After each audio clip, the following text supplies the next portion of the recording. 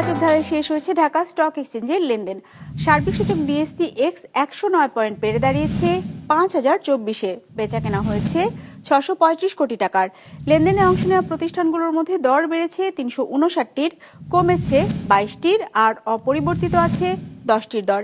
এবার বাজার নিয়ে বিশ্লেষণ শুনবো ইনভেস্ট ইট অ্যাসেট ম্যানেজমেন্ট লিমিটেডের। ঢাকা স্টক এক্সচেঞ্জের প্রধান সূচক ডিএসসি এক্স আজ ইতিবাচক ধারায় শেষ হয়েছে। সেই সাথে আজ ইন্ডেক্স বেড়েছে 2.2%।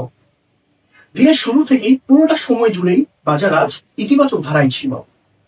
আজ দর হ্রাসের বিপরীতে দর বৃদ্ধির কোম্পানির সংখ্যা 16 গুণেরও বেশি ছিল। আজ প্রায় টপ সেক্টরের শেয়ারেরই দর বৃদ্ধি পেয়েছে। টার্নওভার আজ গত কার্যদিবসের তুলনায় 64.8% বৃদ্ধি পেয়েছে। টার্নওভারের দিক থেকে টেক্সটাইল সেক্টর আজ শীর্ষ স্থানে ছিল।